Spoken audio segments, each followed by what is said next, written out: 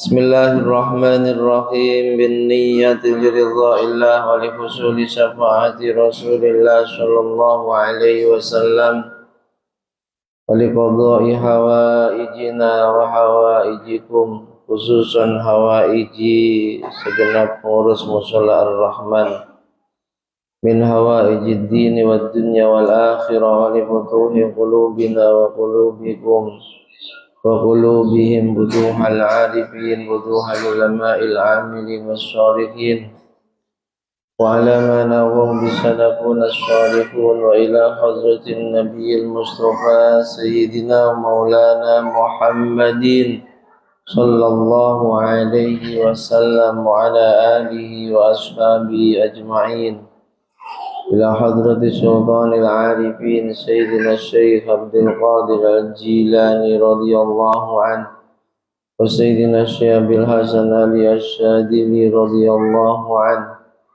ila hadrati jami'i masyayikhina wa masyayikhina al-ahya'i minhum wal-amwat wa sayyidina hadrati Makeji Ali Judi Makeji Abdul Hamid Makeji Al-Ihsan Punyai Haji Aminah Makeji Abdul Karim, Makeji Marzuki Dahlan, Makeji Ma'ruf Salim, Makeji Jihalim, Makeji Nawawi, Makeji Abdul Karim wa jami' masyayikh mahallil boy ila hadrati mu'allimil kutubil lati ta'allamnaha wa 'allamnaha khususan Sayyidina Imam Muhammad bin Idris Asy-Syafi'i wa Sayyidi Syekh Ahmad bin Husain bin Ahmad Al-Asbihani wa Sayyidi Syekh Haji Raden Asnawi jami'i man ajazana minal masyayikh wal muntaha khususan ila hadrati Rawageji Amjad Al-Hafidh wa usulihim wa furu'ihim wa azwajihim wa'adallahu alaina min barakatihim wa karamatihim wa syafa'atihim fid dini wad dunya wal akhirah wa ila hadrati jami'i ahli kuburi man hadaru fi hadzal majlisil mubarak. غفر الله لنا ولهم. الفاتحة. أعوذ بالله من الشيطان الرجيم. بسم الله الرحمن الرحيم. الحمد لله رب العالمين الرحمن الرحيم مالك يوم الدين إياك نعبد وإياك نستعين اهدنا الصراط المستقيم صراط الذين أنعمت عليهم غير المغضوب عليهم ولا الضالين.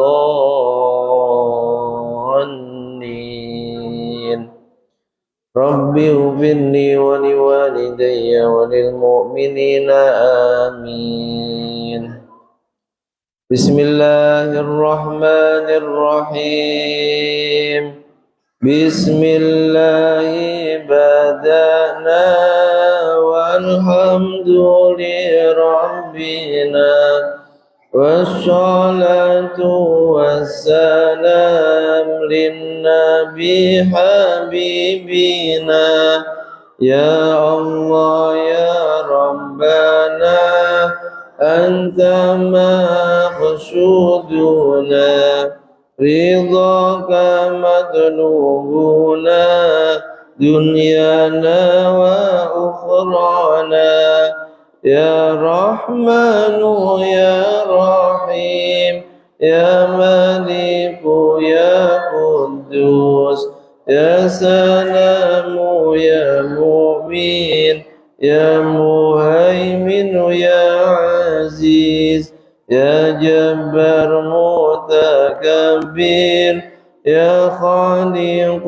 يا بريء يا مصور يا غفار يا قهار يا وهاب يا رزاق يا فتاح يا عليم يا قبير يا بسيط يا خبير يا ربيع يا معيز يا مذل يا سميع يا بشير يا حكم يا عدل يا لطيف يا خبير يا حليم يا عظيم يا غفور يا شكور يا عليم يا كبير يا حفيظ يا مقيت يا حسيب يا جليل يا كريم يا راقب يا مجيب يا واسع يا حكيم يا ودود يا مجيد يا باعث يا شهيد يا حق يا وكيل يا قوي يا متين يا ولي يا حميد يا مرسي يا مبدئ يا معيد يا محيي يا مميت يا حي يا قيوم يا واجد يا ماجد يا واحد يا أحد يا صمد يا قادر يا مقتدر يا مقدم يا مؤخر يا أول يا آخر يا ظاهر يا باطن يا ولي متعالي يا بر يا تواب يا منتقم يا عفو يا رؤوف يا مالك مالك الملك ذا الجلال والإكرام يا مقسط يا جميع يا غني يا مغني يا مانع يا ضر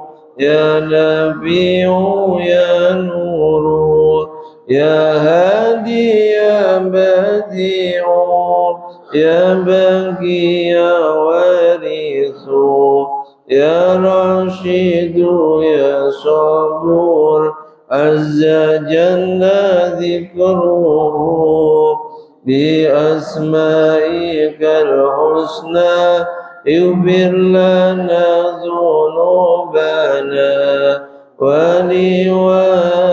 ولوالدينا وذرياتنا كبر عن سيئاتنا واستر على عيوبنا واجبر على نقصاننا وارفع درجاتنا وزدنا علما نافعا ورزقا واسعا حلالا طيبا وعملا صالحا ونور قلوبنا ويسر أمورنا وصحح أجسادنا دائم حياتنا إلى الخير قربنا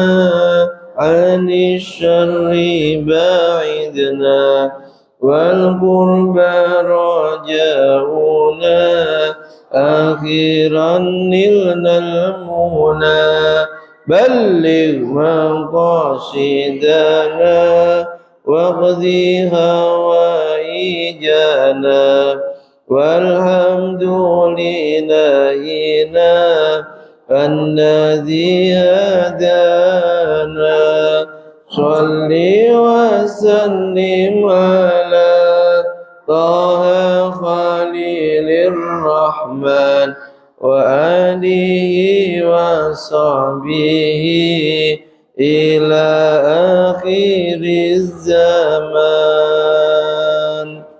Al-Fatihah. Ya. Volumenya tadi aja kurang.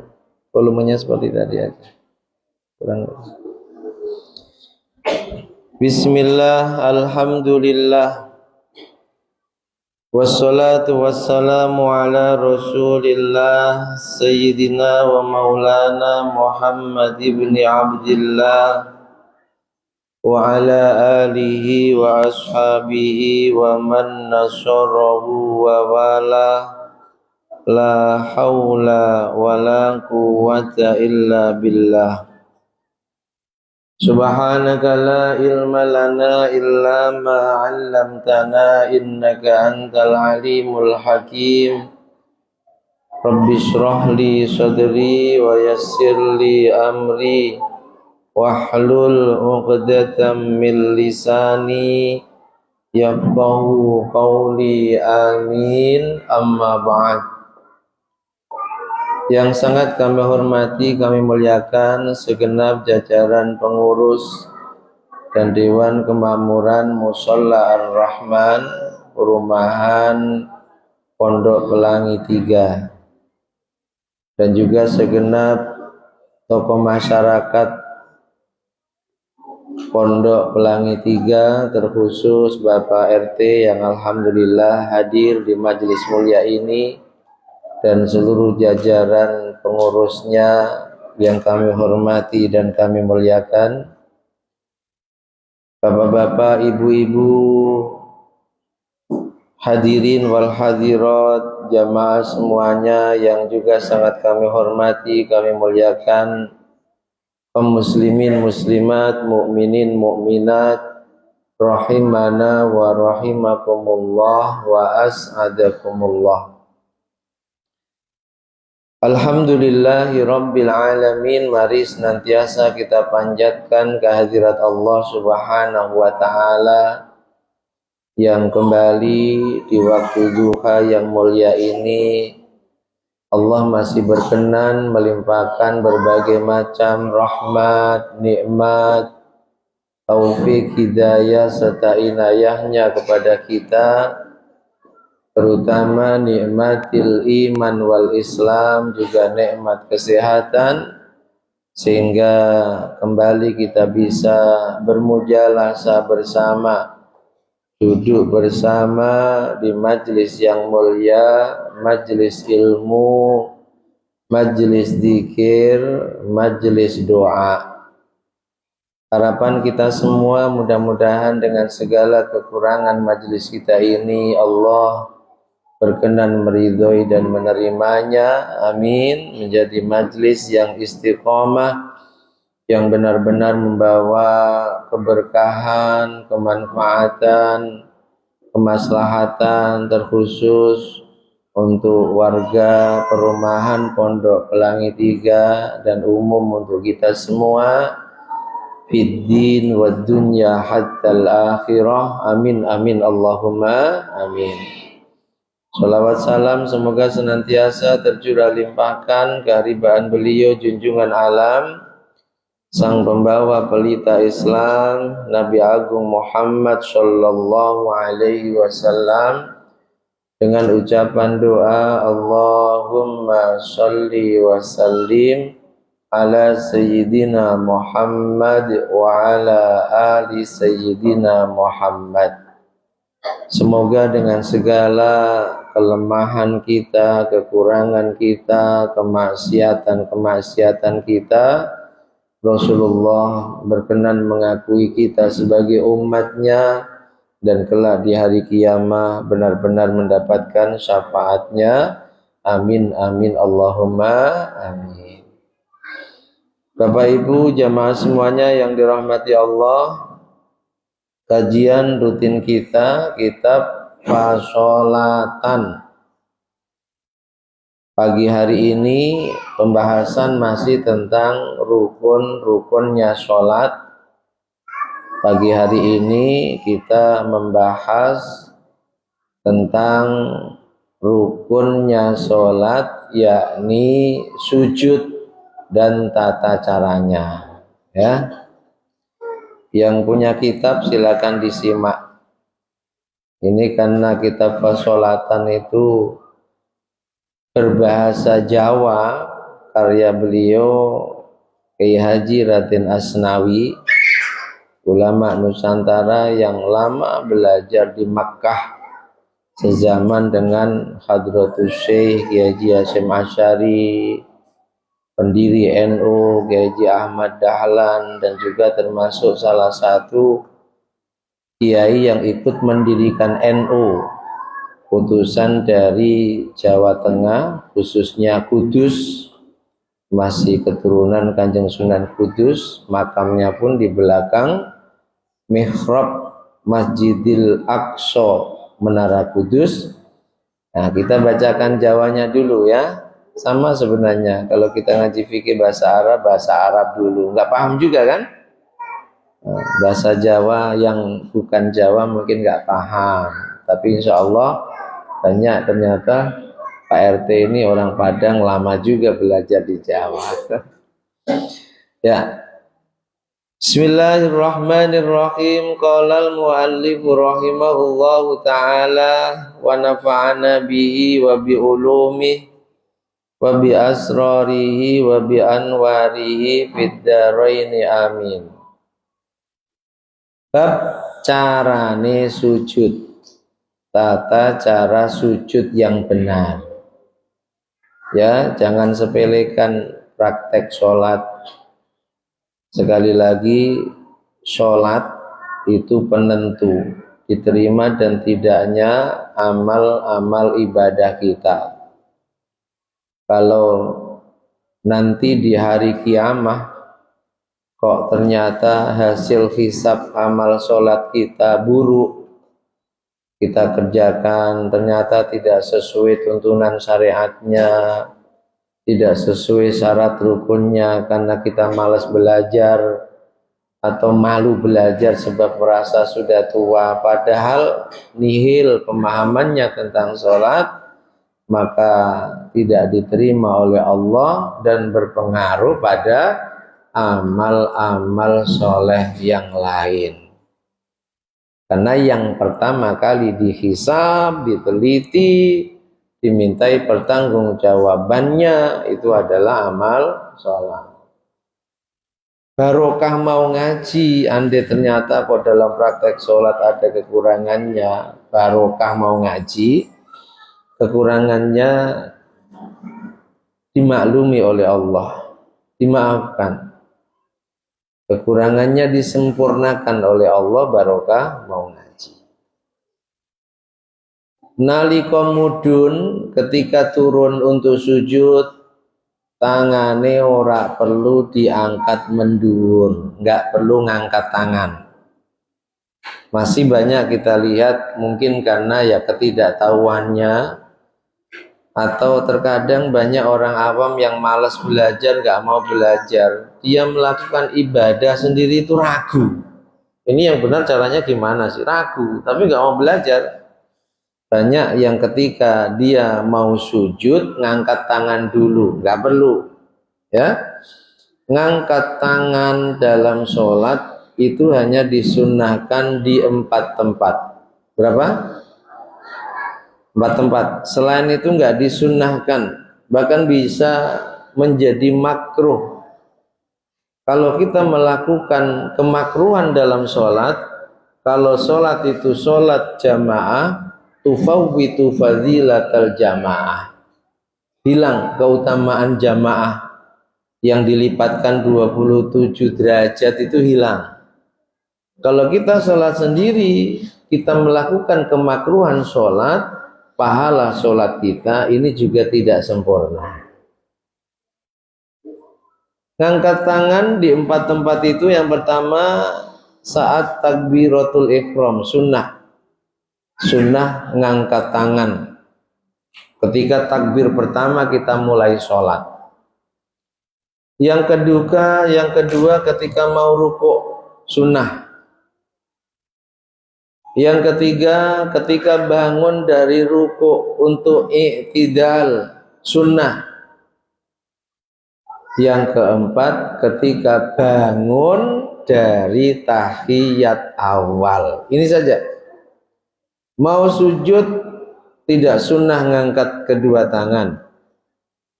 Bangun dari sujud untuk duduk di antara dua sujud tidak disunnahkan. Sujud kedua juga tidak disunnahkan.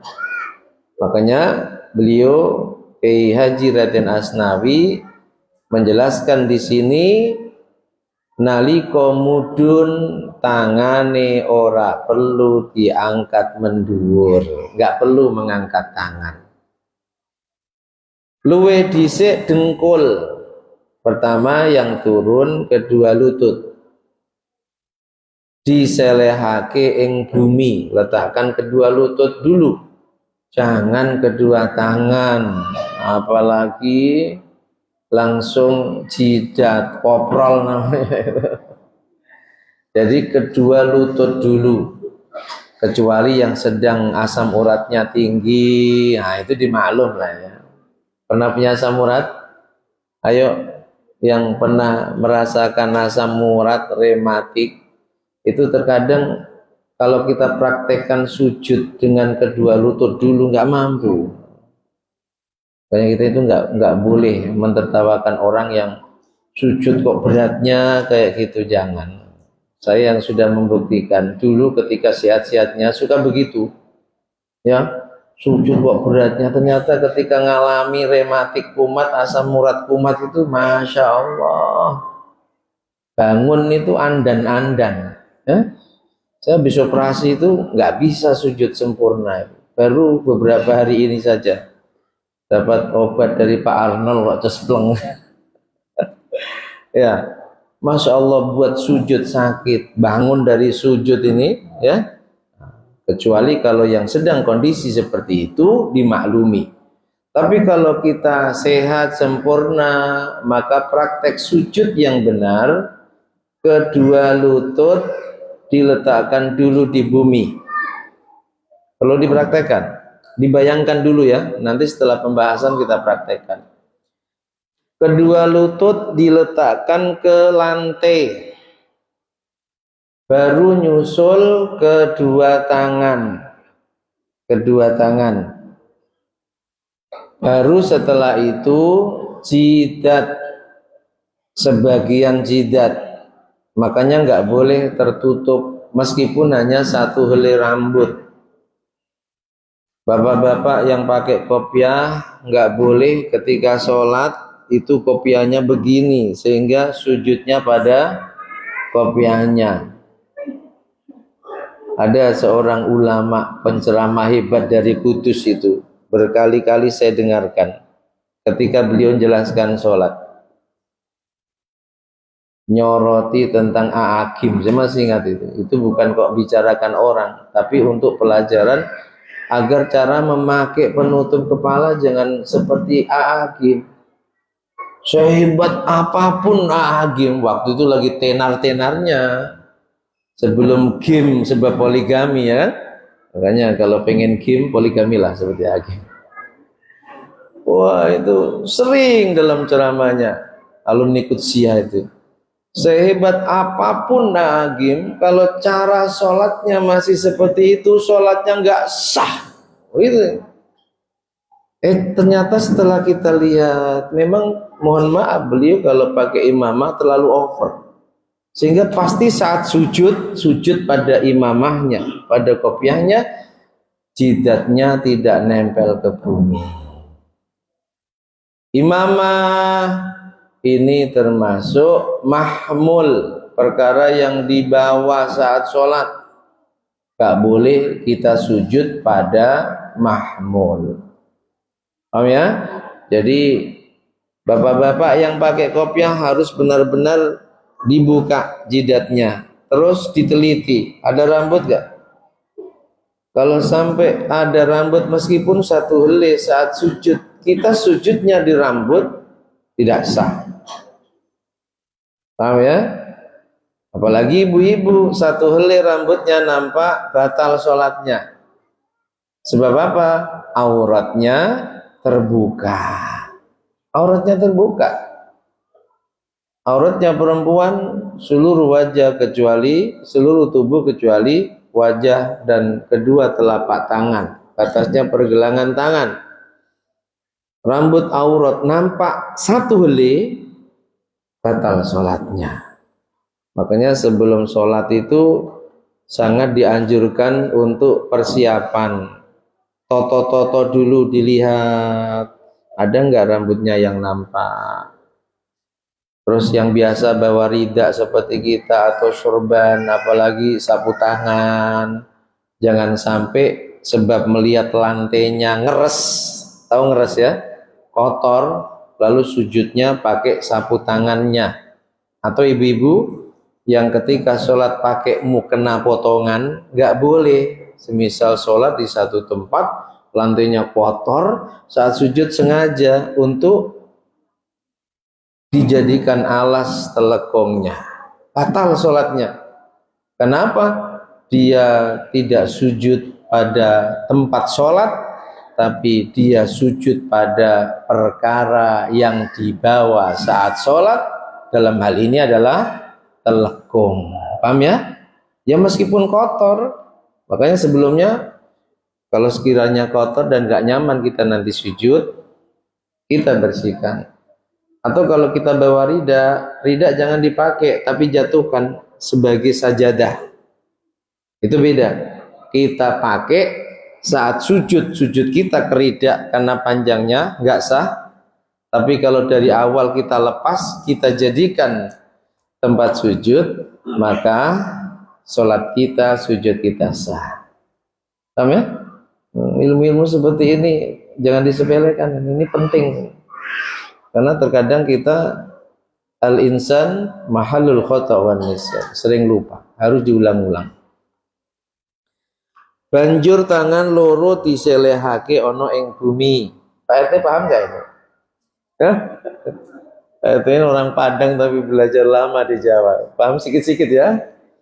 Nah, penere pundak kedua tangan lalu diletakkan di lantai sejajar dengan pundak. Jangan sejajar dengan perut, kecuali ibu-ibu. Dalam mazhab Syafi'i, cara sholat laki dan perempuan itu ada perbedaan.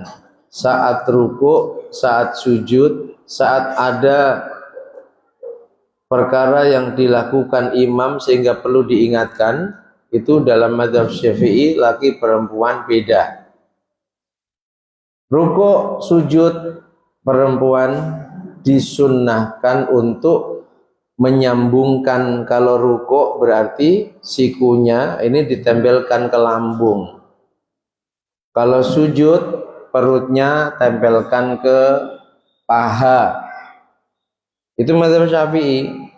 Karena di YouTube ada ustazah yang nggak ada perbedaan laki dan perempuan. Ini loh bahayanya kalau ngajinya sama YouTube. Ngaji jangan sama YouTube. Andai sama YouTube, kita tahu profil yang menyampaikan materi itu siapa, alumni mana, pemahaman akidahnya apa. Al-Imam Ibnu Sirin, ini ulama generasi tabi'in. Beliau lahir tahun 33 Hijriah, berarti abad ke-1. Gurunya Imam Ibnu Sirin itu ulama generasi sahabat. Itu sudah mengingatkan kita. Beliau katakan, inna hadzal ilma din.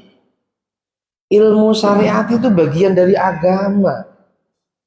Jangan sembarangan belajar ilmu syariat. Fanduru amman ta'khuduna dinakum. Ini pesannya. Ini ulama yang saking alimnya waktu itu sampai punya mazhab. Inna hadzal ilma din, sungguh ilmu ini bagian daripada agama. Fanduru, maka dari itu sebelum kamu belajar, angan-angan, lihat, teliti, amman ta'khuduna dinakum, dari siapa kamu ngambil agamamu, itu dari siapa.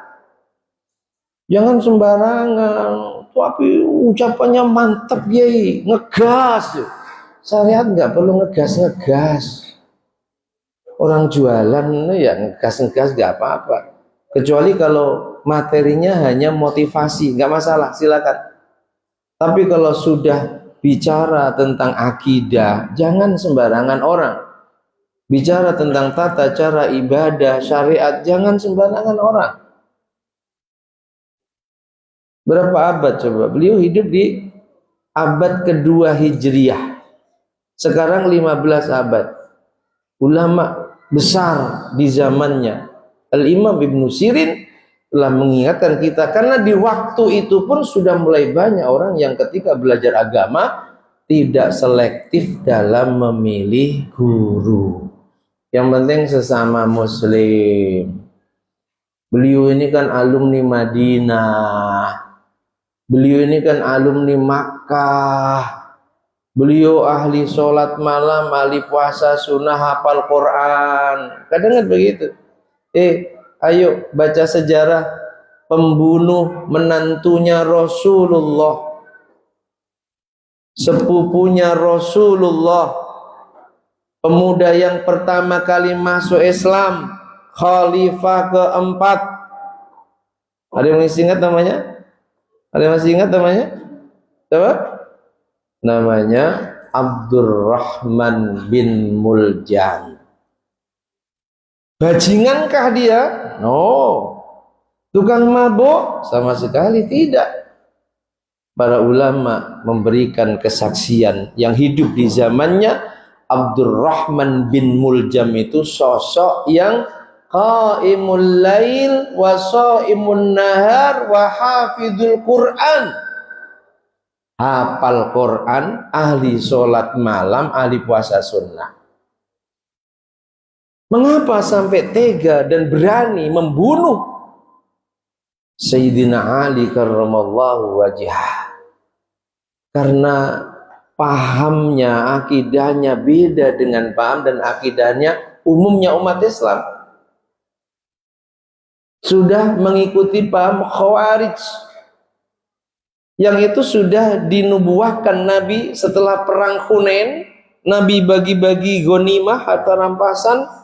Ada seseorang, ya sahabat juga itu, dari ciri fisiknya orang ahli ibadah, jidatnya hitam, celananya cingkrang loh Pak. Makanya istilah celana cingkrang itu memang ada, meskipun tidak pakai bahasa cingkrang, tapi celananya sampai betis. Itu apa namanya? Celananya sampai betis itu apa? Cingkrang. Dengan tanpa sopan di depan para sahabat yang lain, mengingatkan Rasulullah, ya Muhammad, i'dil. Muhammad, bagi harta rampasannya yang adil. Nabi lalu balik bertanya, adakah manusia saat ini yang lebih adil daripadaku? Padahal Nabi bagi harta rampasan yang mu'allaf, rombongannya siapa? Abu Sofyan yang dulu memusuhi Islam tapi baru masuk Islam dapat banyak. Sahabat yang lama berjuang dapat sedikit. Ini sesuai petunjuk Allah. Sahabat tadi merasa lebih paham syariat dibanding Rasulullah, sang pengemban amanah syariat. Nah, setelah itu tidak kok nyesel, tanpa ada penyesalan, tanpa ada minta maaf, berlenggang kangkung begitu saja ninggalkan Rasulullah yang sedang sibuk membagi harta rampasan perang, lalu dia sholat di pojok musola. Umar geram, ya Rasul izinkan aku memenggal kepalanya. Jangan, dia sholat. Apa kata orang nanti? Muhammad membunuh pengikutnya yang sedang sholat. Sayyidina Ali pun sudah geram, ingin memberikan hukuman. Rasul larang, tapi Rasul katakan, nanti akan ada orang seperti ini, akidah dan keimanannya itu sudah lepas dari hatinya sebagaimana lepasnya anak panah dari busurnya. Imannya hanya sampai di tenggorokan. Kalian jangan keki nanti kalau jumpa orang-orang yang seperti ini. Puasa sunnahnya jauh lebih hebat daripada puasa sunnahmu. Jamaahnya, bacaan Qur'annya, mereka jauh lebih hebat. Tapi sungguh iman mereka hanya sampai di kerongkongan. Iman mereka sudah lepas dari hatinya, bagikan lepasnya anak panah dari busurnya. Orang yang tidak pernah merasa bersalah, orang yang merasa pendapatnya paling benar sehingga nyalahkan yang lain. Apa yang diucapkan Nabi saat hidup, dur! Itulah Abdurrahman bin Muljam. Dan orang-orang yang punya tipikal seperti Abdurrahman bin Muljam, yang tadi namanya Dzul Khuwaisirah At-Tamimi, dengan ciri wajahnya nampak ahli ibadah, jidatnya tebal, kalau pakai celana suka seperempat celana saja, cingkrang lah. Namanya siapa? Dzul Khuwaisirah At-Tamimi. Sampai kiamat nanti orang-orang seperti itu ada. Makanya sekali lagi Bapak Ibu, untuk urusan agama ya, kalau motivasi semangat silahkan undang siapapun. Tapi kalau yang disampaikan materi tentang syariat apalagi akidah, pesan Al-Imam Muhammad Ibnu Sirin 15 abad yang lalu, 14 abad yang lalu, fanduru amman ta'khuduna dinakum. Kamu harus berpikir, merenung. Nadhar itu merenung, bukan hanya melihat sekilas di YouTube. Mantep ya, selama ini kita di YouTube, Masya Allah enak kali bicaranya, ngegas ya. Ternyata bagi yang paham, kacau ya. Itu baru bicara syariat saja sudah kacau, apalagi nanti sampai bicara tentang akidah. Terus kita ngangguk-ngangguk saja karena keawaman kita, yang sampai akhirnya kita percaya, dan setelah percaya kita amalkan akidah yang tidak benar itu. Makanya sekali lagi, selektif cari guru, jangan sembarangan guru. Dengan segala kelebihannya, kalau memang tidak punya background pesantren yang jelas, mohon maaf, jangan jadikan guru dalam belajar syariat kalian. Ini pesan sejak abad pertama ya. Apa pesannya? Inna hadzal ilma din, sungguh ilmu bagian dari agama. Panduru amman ta'khuduna dinakum. Harus selektif. Alumni Madinah mensyirikan manakib banyak. Umi dan rombongannya yang selasa manakib musyrik semua itu. Alumni Madinah hafal Quran. Ada alumni Madinah yang ahlus sunnah wal jamaah. Paham ya? Ini. Terus, jadi kalau dalam mazhab Syafi'i, praktek sholat khususnya rukuk sujud, laki perempuan beda. Laki disunahkan kalau rukuk menjauhkan sikunya dari lambung. Kalau sujud merenggangkan kedua tangannya dari paha.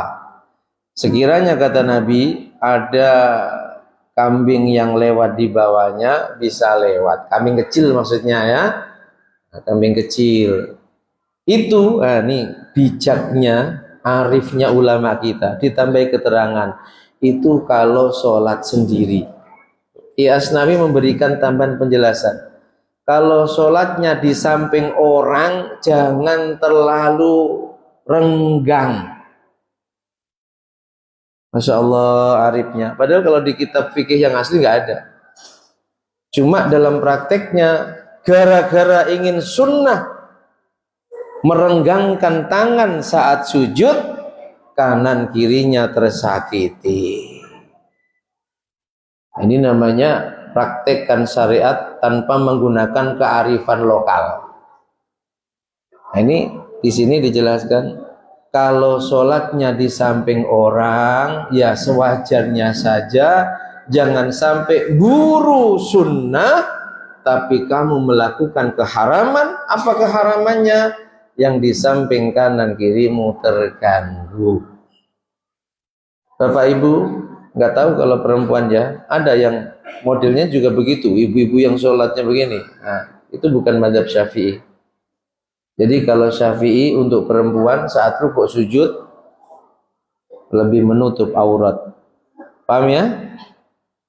Kan saya pernah cerita di saat saya jadi imam di Al-Qodar, disurati resmi dari sekolah, guru sekolah SD, gara-gara santri saya ketika praktek sholat perempuan, saya ajarkan kalau perempuan rukuk sujudnya begini, disuruh praktek sholat gurunya di sekolahan, disalah-salahkan. Gak ada perbedaan lagi perempuan rukuk sujud tetap merenggangkan tangannya. Sudah itu gak puas, dia nyuratin saya, belum tahu dia siapa saya. Nyuratin saya beberapa lembar dengan dalil-dalil, saya tahu itu comot dari Google. Ya saya waktu itu ya masih liar ya, awal di Batam itu masih ya, kalau masalah agama kita, ibadah kita disalah-salahkan ya kita datangi. Ketika kita minta dimediasi oleh kepala sekolah, tahu urusannya dengan saya, kepala sekolahnya gak usah dituruti lah Ustadz, ini orang gak paham agama, dia hanya nyopot-nyopot dari Google saja. Tapi kan jangan nyalahkan itu ya, jangan nyalahkan. Jadi sekali lagi, untuk rukuk sujud dalam mazhab Syafi'i laki perempuan prakteknya beda. Laki-laki disunahkan merenggangkan kedua tangannya. Kalau sujud sekiranya ada kambing kecil lewat di bawahnya bisa, dan pasti bisa, meskipun desel-desel kan bisa kan? Itu kalau sholat sendirian. Kalau kanan kirinya ada orang, maka harus dijaga. Jangan sampai kamu buru sunnah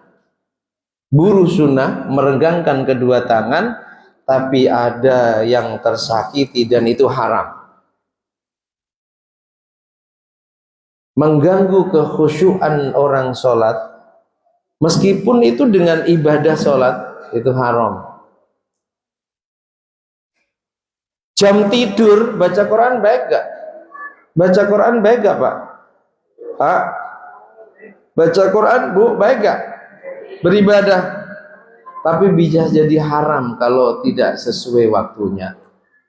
Jam 2 malam pagi pada tidur kok lalu ke musola pakai toa baca Quran, haram.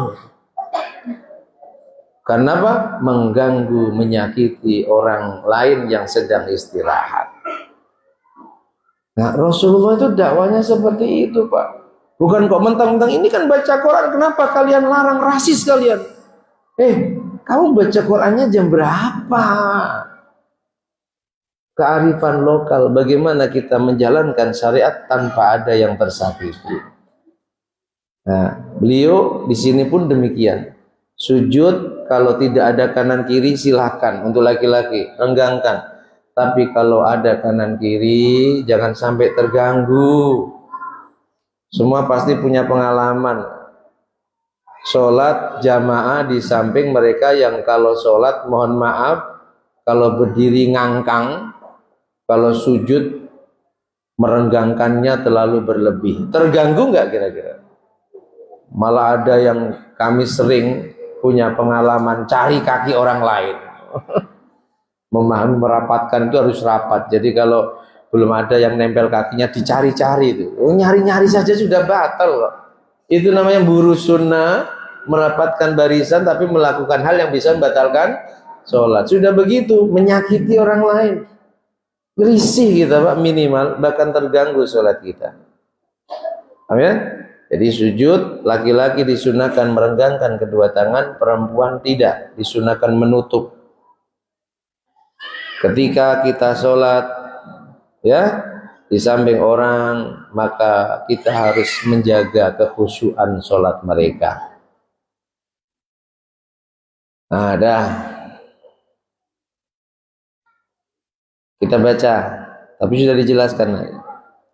Lamun nganggu kopiah ojo nganti nutupi baduke nalika sujud. Yang pakai kopiah jangan sampai kopiahnya nutup jidat ketika sujud. Apalagi kalau ditutup pakai sapu tangan ketika sujud. Jangan sampai sujud pada sapu tangan, rida, sorban yang kita pakai. Kalau dari awal kita lepas, kita jadikan alas sujud kita, maka itu tidak masalah, sebab statusnya bukan mahmul, bukan perkara yang kita bawa, tapi statusnya adalah lantai sholat kita. Begitu juga telekung. Begitu juga telekung. Kemudian ketika sudah dua lutut, dua tangan, jidat, perhatikan kaki. Perhatikan kaki. Kakinya, kalau di sini bahasanya sikile supaya diatur koyok wong jinjit. Tahu wong jinjit? Kakinya saat sujud itu seperti orang jinjit. Jinjit itu bagaimana ya, Pak? Berdiri pada, bukan pada telapak kaki, tapi pada apa? Pada jari kaki bagian dalam ketika sujud. Ya, seperti orang jinjit. Bokongnya diangkat, pantatnya harus lebih tinggi. Gak boleh orang sujud seperti katak, kepala pantat rata. Minimal makruh. Ya,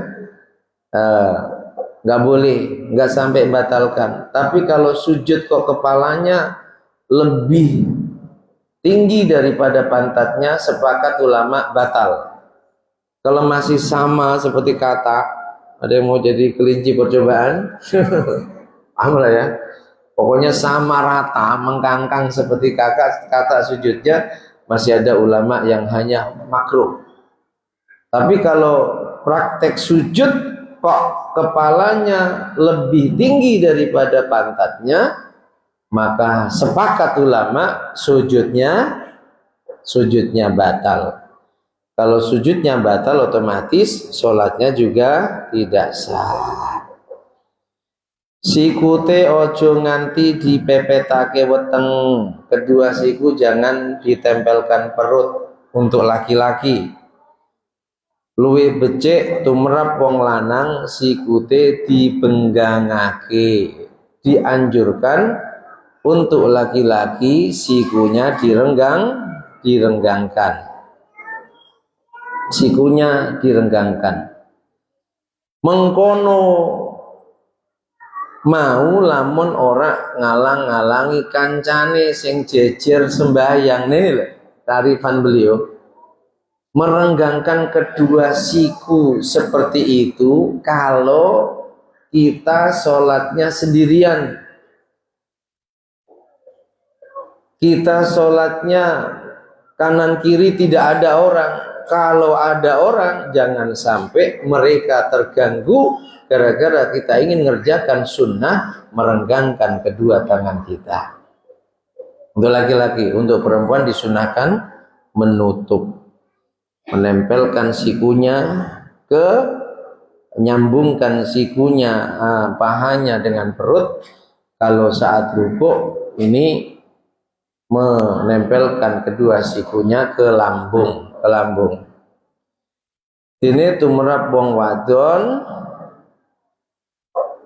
carane malah ora apik lamun dipenggangake. Perempuan ditutup. Ketika turun baca takbir tanpa ngangkat kedua tangan. Allahu Akbar. Urutannya apa? Kedua lutut, kedua tangan, lalu jidat. Posisi kaki seperti orang jinjit. Gak boleh yang jadi alas ketika sujud adalah punggung jari kaki kita. Harus seperti orang jinjit. Saat sujud baca apa? Baca apa? Subhana rabbiyal a'la wa bihamdih. Subhana rabbiyal a'la. Ayo coba dibaca kompak. Berapa kali? 3 kali. Kalau jadi imam 3 kali. Jangan lebih. Makruh kata Imam Al-Ghazali. Kalau sholat sendiri silakan. Dihitungan sempurna sampai 11 kali silakan. Ditambah doa-doa saat sujud yang lengkap silakan. Tapi kalau jadi imam makruh imam sujud rukuk tasbihnya lebih dari 3 kali makruh. Sebab Nabi selalu berpesan, kalau kamu jadi imam, pahamlah bahwa yang menjadi makmum macam-macam. Ada orang tua, ada anak kecil, ada anak muda, ada yang sedang sakit, ada yang mau masuk kantor, maka fal yukhaffif, percepat, jangan lama-lama. Tapi kalau kamu sholat sendiri, fal yutawwil ma syaa, terserah. Mau 1 rakaat 2 jam silahkan, sujud setengah jam silahkan.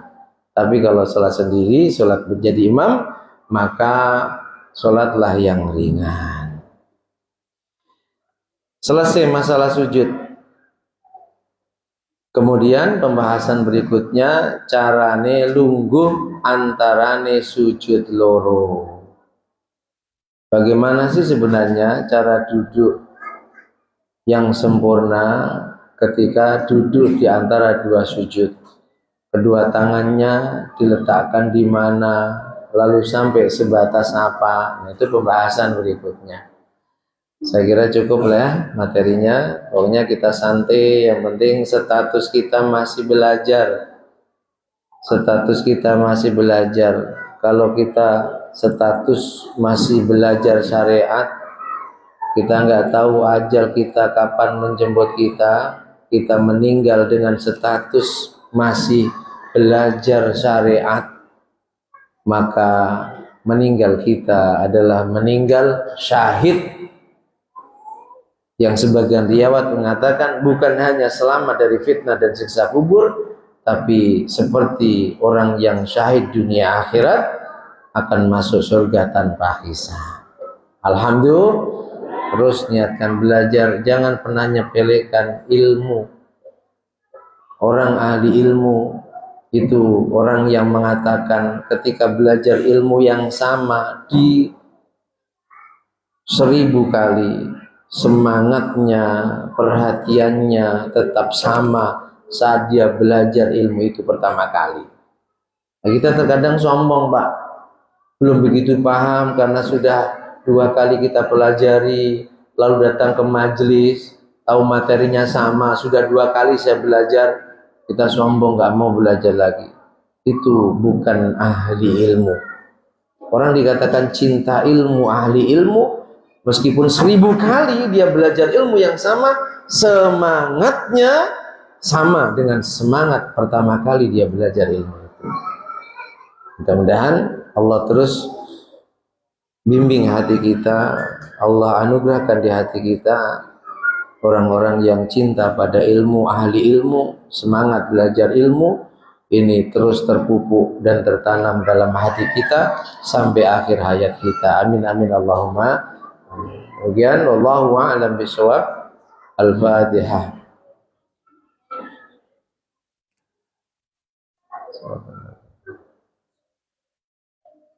Amin. Alhamdulillah, untuk sesi selanjutnya saya jawab 2 atau 3 pertanyaan dari jamaah. Bagi yang ada pertanyaan dipersilakan. Ibu-ibu yang ada mau tanya, dan paham semua ya? Apa masih mikir apa tadi yang tidak tempat ya? Oh, ada Imam Muhammad Ibnu Sirin itu siapa? Ada kayak mana? Abdurrahman bin Muljam itu kayak mana? Sholatnya rajin tapi kok jadi pembunuh. Masih mikir itu kayaknya. Ayo Bapak, pertanyaan? Ya, kalau gitu saya tanya. Maaf ya, mau tanya, karena beberapa hari ini ada yang viral di media sosial ya, ustadz yang menyampaikan tentang fikih syariat, tata cara kita beribadah, khusus yang saya dengar kemarin tentang pembacaan surat Fatihah. Yang kami tahu surat Fatihah itu adalah salah satu rukun qauli dalam pelaksanaan ibadah sholat. Tapi ada salah satu ustazah yang viral, yang kemarin namanya saya lupa, yang ada dokter apa dokter itu mengatakan bahwa Fatihah itu ditanggung oleh imam. Nah, pertanyaan saya,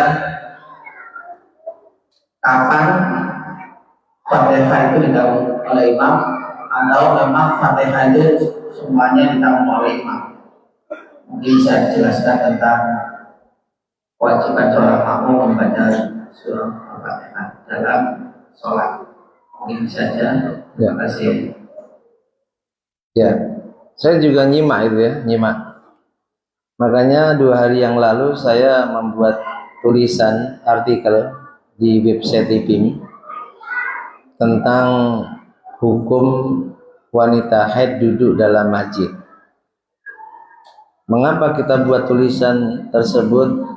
Permintaan dari sebagian imam, karena banyak jamaahnya yang terpengaruh dengan ceramah ustadzah di YouTube yang mengatakan bahwa di zaman sekarang sudah nggak ada larangan wanita haid duduk dalam masjid karena aman, nggak bocor. Bahaya nggak? Kalau ibu-ibu pasti wah, terlebih ustadzanya bahasanya ngegas. Kawan-kawan yang Medan cocok nih. Nggak perlu ada lagi wanita haid dilarang duduk dalam masjid. Makanya selalu saya share ya, saya setiap buat tulisan, atau dibaca atau tidak terserah ya, minimal manfaat untuk saya lah ya. Jadi itu yang saya jelaskan dulu ya, bahwa betapa bahayanya kalau kita ngaji pada guru yang kita tidak tahu latar belakang pendidikannya. Kita dudukkan dulu masalah wanita haid duduk dalam masjid. Singkat saja, 4 madzhab sepakat haram. Keharamannya bukan kok karena alasan dikhawatirkan netesnya darah, tapi keharamannya karena hadis Nabi yang tegas mengatakan la uhillu al masjidah, tidak aku halalkan masjid bagi perempuan yang sedang haid dan nifas.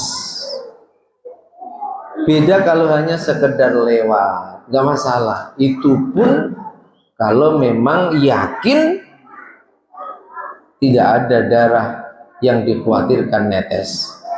Kalau masih khawatir juga haram. Itu lewat. Ini 1. 4 madzhab.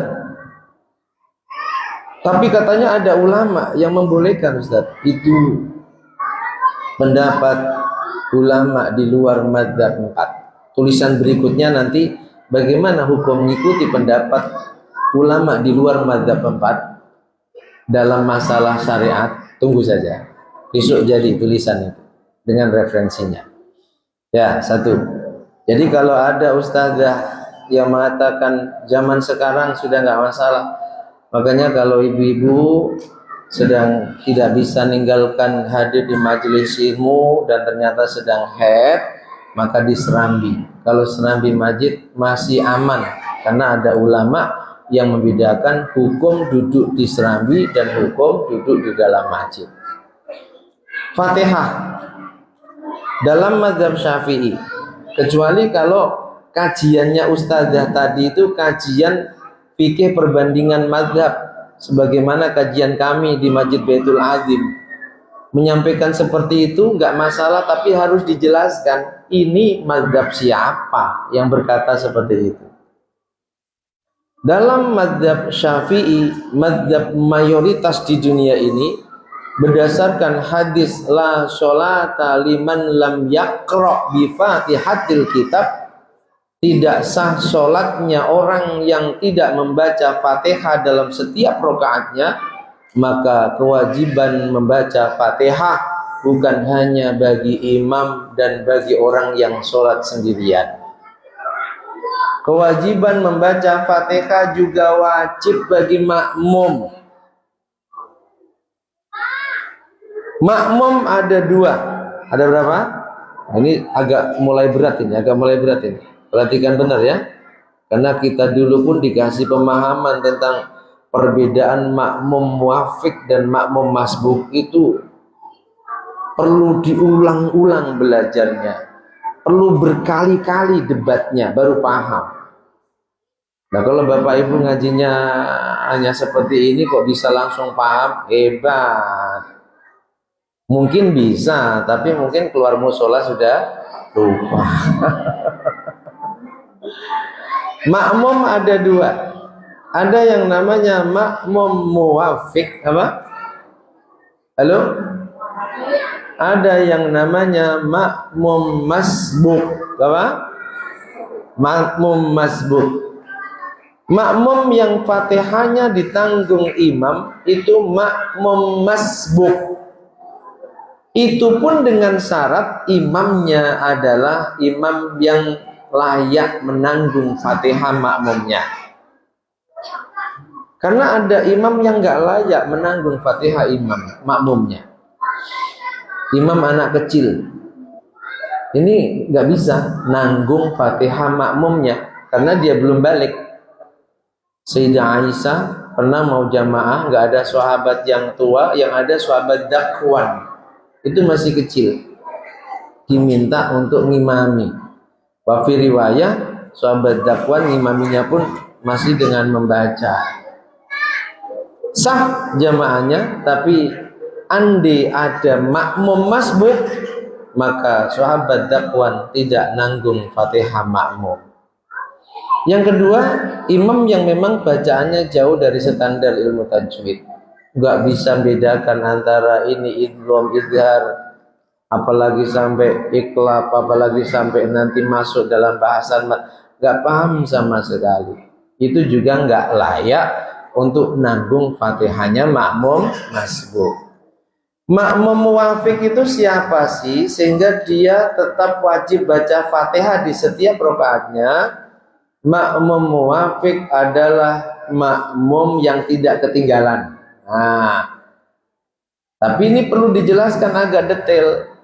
Maksudnya tidak ketinggalan itu bagaimana? Mulai dia takbir sampai rukuknya imam, dia punya waktu yang cukup untuk baca Fatihah. Ini namanya makmum muwafiq. Kalau makmum muwafiq, dia harus baca Fatihah. Mau di saat Fatihah dia nunggu selesai Fatihahnya imam, atau dia bareng dengan Fatihahnya imam, atau bahkan dalam satu kasus karena sholatnya tarawih, imamnya setelah takbir langsung Fatihah, dan setelah Fatihah pun yang dibaca hanya nun. Dia lebih dulu Fatihahnya selesai daripada imam. Makmum muwafiq ini wajib membaca Fatihah. Teknisnya disesuaikan. Pokoknya jangan sampai tidak membaca Fatihah. Kalau tidak membaca Fatihah berarti dianggap rakaatnya tidak sah. Katakanlah kita hitung Fatihah kita ini kira-kira berapa menit ya? Kita baca Fatihah kira-kira berapa menit? Untuk bacaan standar kita lah, nggak terlalu pelan, nggak terlalu cepat. Berapa? 2 menit? 2 menit? Berarti kalau isya 8 menit kita sholat. Kelamaan. 1 menit. 1 menit. Kecepatan. Oke, 2 menit lah.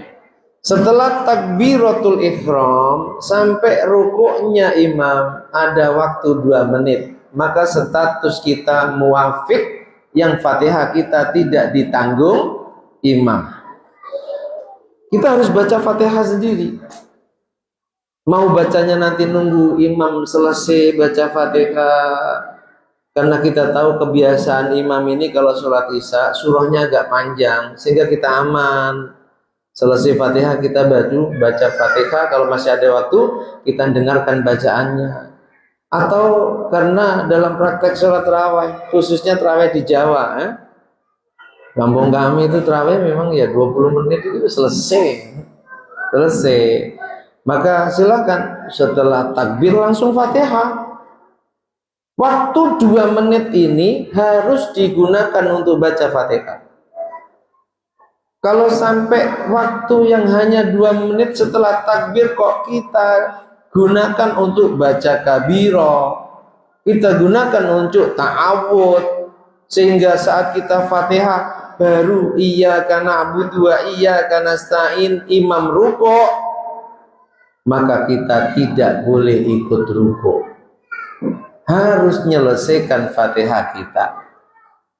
Paham sampai di sini? Bu, dipahami ya, dipahami. Ini agak beda dengan isi ceramahnya ustadzah-ustadzah yang sekarang lagi viral. Dan saya meyakini benar saya secara referensi daripada mereka. Terus bagaimana selesaikan Fatihah? Konsekuensinya kalau nanti setelah Fatihah kita ruku, imam sudah i'tidal, kita ketinggalan rakaat. Paham? Karena dikatakan jumpa rakaat itu ketika kita bisa ruku yang sempurna bareng dengan imam.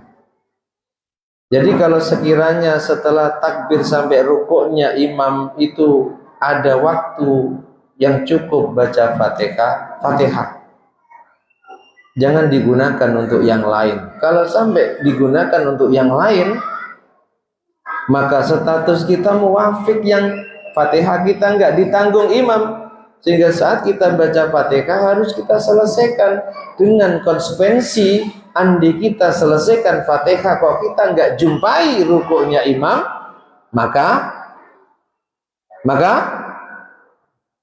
kita ketinggalan 1 rakaat. Sampai di sini paham? Nah, kalau di YouTube itu saya perhatikan kan, enak, pokoknya langsung ikut ruko. Ini kalau status yang dicontohkan makmum muwafiq. Sebab sebenarnya dia punya waktu yang cukup untuk baca Fatihah, tapi digunakan untuk mendengarkan bacaan imam yang itu hanya sunnah, yang wajib baginya membaca Fatihah. Paham ya?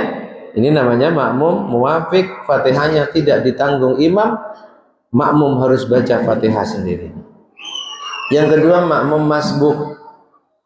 Nah, makmum masbuk itu makmum yang ketinggalan imam. Apa maksud ketinggalan imam? Kembalikan dari muwafiq. Makmum yang setelah takbiratul ihram atau takbir di rakaat kedua, ketiga, keempat setelah bangun dari sujud tak punya waktu yang cukup untuk baca Fatihah bersama imam sebelum rukuk. Tak punya waktu. Contoh, ketinggalan nih. Kita wudhu, saat wudhu imam sudah baca Fatihah, selesai wudhu kita gabung. Tadi disepakati waktu untuk baca Fatihah 2 menit. Kita nggak ada waktu 2 menit. Setelah takbir sampai imam ruku itu hanya 1 menit. Maka status kita muwafiq, sehingga status kita masbuk, makmum yang ketinggalan.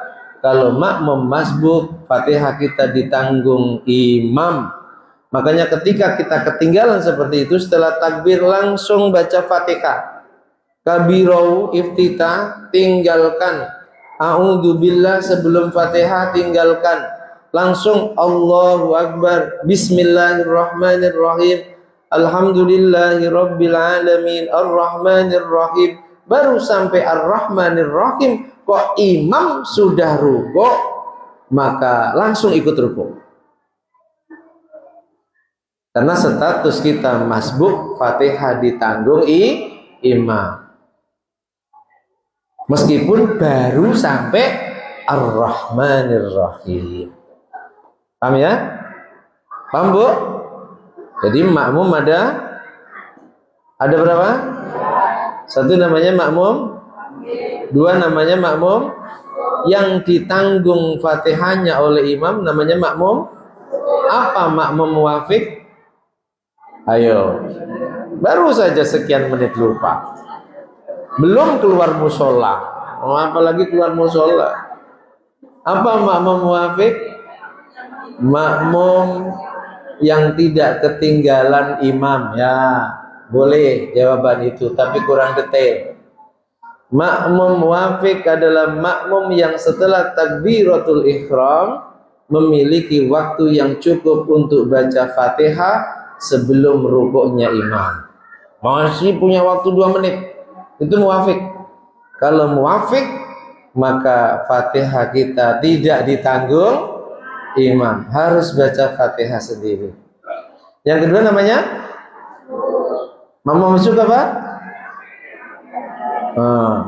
Cerdasnya ini. Makmum masbuk apa? Makmum yang ketinggalan imam. Apa arti ketinggalan imam?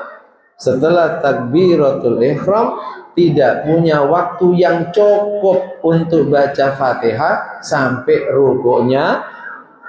Fatihah 2 menit, dia hanya punya waktu 1 menit. Maka Fatihah dia ditanggung imam.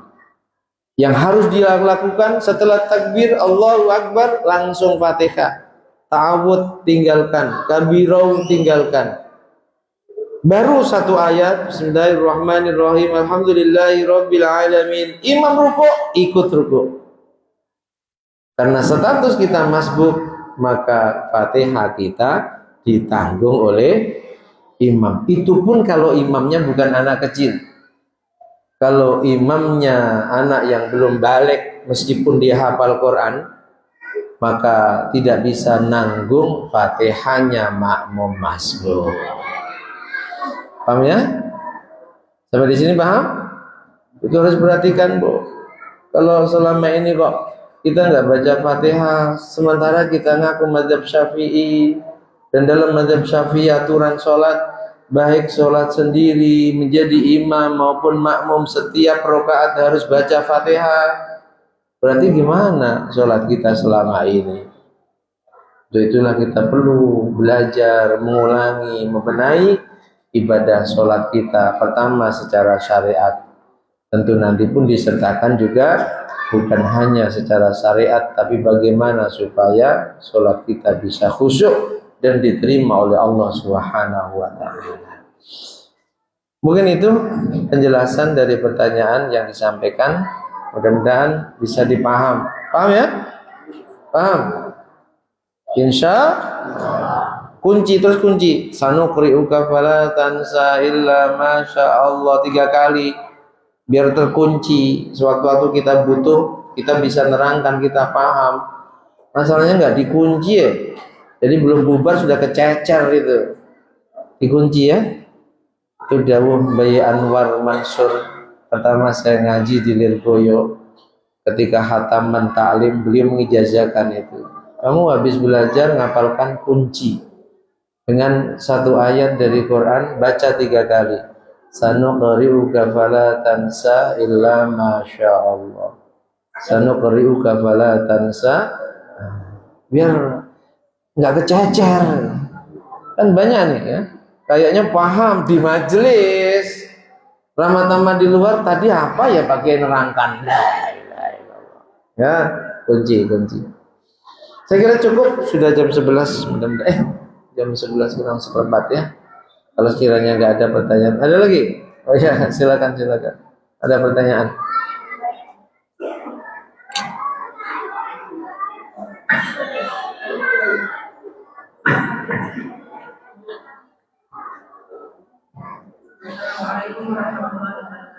Assalamualaikum.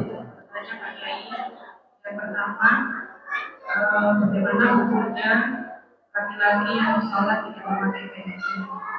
Dan yang kedua, bagaimana ikhtiar kita sebagai seorang istri apabila mempunyai suami yang tidak mau sholat. Ya, cukup. Ya.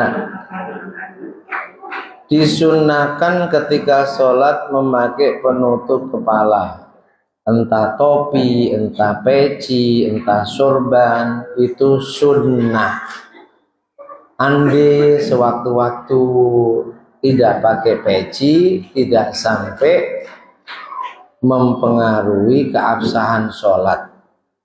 Sholatnya tetap sah, tapi meninggalkan kesunahan menutup kepala. Paham ya? Menutup kepala. Bagaimana ketika ada orang istri, suaminya belum terbuka hatinya untuk mengerjakan sholat? Kaidahnya nih, pegang kaidahnya ya. Untuk istri-istri nih, kaidahnya. Dosa yang dilakukan oleh suami, istri nggak ikut nanggung. Tapi dosa yang dilakukan oleh istri, suami ikut nanggung. Karena istri tanggung jawab dunia akhirat seorang suami, bebannya berat. Makanya kalau sudah tanggung jawabnya berat, jangan ditambah beban lagi ya. Meskipun demikian bukan berarti ketika istrinya melihat suaminya nggak sholat, itu kan dosa dia, urusan dia. Gak boleh. Dia melihat kemungkaran berupa seorang muslim meninggalkan sholat di depan matanya, bukan katanya. Man ro'a minkum mungkaron, perintah Nabi, barang siapa di antara kalian melihat kemungkaran. Kemungkaran macam-macam, bukan hanya meninggalkan sholat. Orang gibah itu kemungkaran.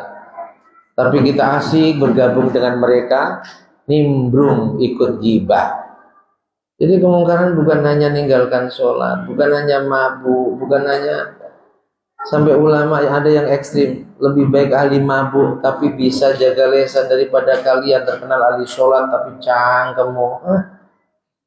Ya, tapi ya semuanya jelek, mabuk jelek, nggak jaga lisan. Tapi kalau ditimbang dosanya besar mana? Mabuk urusan dia sama Allah, judi urusan dia sama Allah, zina urusan dia sama Allah. Tapi kalau sudah gunjing orang, urusan dia sama orang lain. Yang ketika kita taubat dari gunjing, nangis darah katakanlah, tapi yang kita gunjing belum memberikan halal dan maaf, taubat kita tidak diterima. Man ro'a minkum mungkaron, barang siapa di antara kalian melihat kemungkaran. Berarti kasus tadi, istri melihat kemungkaran yang dilakukan suami berupa apa? Nggak mau sholat, maka fal yughayyirhu biyadi, wajib yang melihatnya merubah kemungkaran itu. Dengan apa? Yang pertama, kalau mampu dengan tangan dan kekuasaannya. Karena mungkin istrinya ini kuala dan juga malah yang mencukupi kebutuhan keluarga, galaknya itu harus diaktifkan. Sholat apa enggak? Kalau enggak, jangan pulang sekalian. Kalau mampu dengan tangan dan kekuasaannya, diancam kalau enggak mau sholat, nafkah yang selama ini aku bantu enggak saya kasihkan, macam-macam. Harus dirubah, jangan diam. Orang yang diam melihat kemungkaran itu seperti setan yang bisu. Dia ikut berdosa meskipun dia tidak ikut melakukan kemungkaran tersebut. Jadi bagaimana sikap istri? Kasih masukan, kasih nasihat jika perlu. Kalau memang punya dalil, takut-takuti, gugur. Perintah kita merubah kemungkaran sudah gugur. Masalah sadar atau tidak suaminya berubah sikap yang tadinya tidak mau sholat menjadi mau sholat atau tidak suaminya, pasrahkan pada Allah. Kewajiban kita amar ma'ruf nahi mungkar. Masalah yang kita ajak sadar atau tidak, nerima atau tidak, jangan diambil pusing. Itu sudah urusannya Allah. Qul, katakan wahai Muhammad, innal huda hudallah, sungguh hidayah itu milik Allah yang akan diberikan kepada siapapun yang dia kehendaki. Nabi kita manusia paling sempurna, gak mampu mengimankan kedua pamannya. Nabi Nuh tergolong rasul yang ulul azmi karena ketabahan dan kesabarannya dalam berdakwah, gak mampu mengimankan istri tercinta dan salah satu anaknya yang bernama Kan'an. Apalagi kita, Nabi Rasul tidak, ulama bukan, paham syariat sedikit-sedikit, maunya pokoknya kamu harus terima. kau sambil pusing. Dakwah itu yang penting nyampaikan. Amar ma'ruf nahi mungkar itu yang penting nyampaikan. Istri tadi yang penting sampaikan, kasih masukan, Pak, masa Bapak terus seperti ini sampai kapan? Kita ini kan juga pengen keluarga kita tentrem, bisa jadi kita banyak masalah karena Bapak nggak mau sholat. Sampaikan, itu sudah cukup. Kok bapaknya tetap nggak mau sholat, dosa ditanggung dia sendiri. Tapi Pak, perhatikan, kalau ada istri dikasih tahu agar sholat nggak mau sholat, bapak yang ikut nanggung dosanya. Bisa dipaham ya? Lesan minimal mungkin karena suaminya terkena pemabuk, suaminya terkena preman yang raja tega, minimal hati ingkar. Cuma dalam dakwah Bapak Ibu, dakwah jangan hanya mengajak secara zahir. Makanya kami ini santri, ya kami selama ini tetap mazil toliban mengaku santri. Ini agak pede karena kami yakin doa guru-guru kami itu menyertakan kami. Itu loh enaknya kalau kita belajar dengan guru yang punya sanad keilmuan bersambung sampai Rasulullah. Imam Abdullah bin Mubarak ini seorang ulama besar, hidup di generasi kedua, abad kedua. Namanya siapa? Abdullah bin Mubarak, ahli fikih, ahli hadis, alim. Itu sudah berpesan 12-13 abad yang lalu. Apa pesannya? Innal isnad, sungguh sanad keilmuan, mata rantai keilmuan itu juga bagian daripada agama. Laulal isnad, ande sanad mata rantai keilmuan saat kita belajar syariat tidak disyaratkan, maka laqala man syaa ma syaa. Bahaya. Akhirnya orang berkata menurut saya. Padahal ini syariat, nafsiri Quran menurut saya, cara ibadah menurut saya. Tapi ini soal. Sehingga perlu sanad keilmuan. Saya menyampaikan seperti ini yang saya dengar langsung dari guru saya, lewat kitab-kitab yang diajarkan guru-guru saya. Guru-guru saya dari gurunya, gurunya dari gurunya, sampai kepada pengarang kitab, sampai kepada pendiri mazhab Imam Syafi'i. Imam Syafi'i belajar pada gurunya Imam Malik, Imam Malik belajar pada generasi sahabat, sahabat pada Nabi, Nabi pada Jibril, Jibril dapat ilmu itu dari Allah Subhanahu wa Ta'ala. Ya, maka berbahagialah ketika Allah memberikan nikmat bisa belajar syariat pada seorang guru yang punya sanad keilmuan bersambung. Karena minimal kita yang kurang doa, yakinlah guru-guru kita yang tidak pernah meninggalkan tahajud, yang tidak pernah meninggalkan duha, yang tidak pernah meninggalkan dikir-dikir rutinnya, yang dalam tahajudnya, bahkan dalam sujudnya, dalam duhanya, dalam selesai dikir dan auratnya selalu berdoa, pasti menyertakan kita dalam doa-doanya. Semoga guru-guru kita semua mengakui kita dan meridhoi kita sebagai santrinya. Amin Allahumma amin. Jadi besok pokoknya tinggal gondelan sama, kalau lewat jalur kami, Masyayikh Lirboyo, Masyaleh Maltoleh, Masyayikh Arwaniyah, yang nggak perlu diragukan lagi sanad ketersambungan, sanad keilmuannya sampai Rasulullah. Begitu ya pertanyaan tadi ya. Jadi jawabannya, sikapnya kalau memungkinkan untuk kasih masukan, kasih. Karena itu ada kemungkaran di depan matanya, kewajibannya merubahnya sesuai kemampuannya. Masalah cadar atau tidak pasrahkan sama urusannya Allah. Makanya didoakan, jangan hanya diomelin, tapi juga didoakan, difatihai. Itu jauh lebih mujarab dibanding kita hanya ngomelin suami kita yang nggak mau sholat. tapi kita menggunakan jalur langit. Diam kita, tapi kita rubah kemungkaran pakai doa. Amin Allahumma amin. Ya, saya kira cukup ya. Al-Fatihah.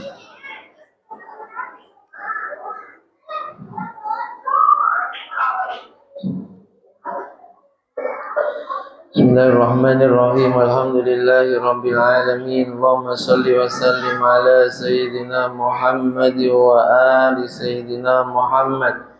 Ij'al ya Allah jam'ana hadha jam'an marhuman waj'al tafarruqana min ba'dihi tafarruqan ma'suma. Allahumma anfa'na ma 'allamtana wa 'allimna ma yanfa'una وزدنا علما نافعا وعملا صالحا.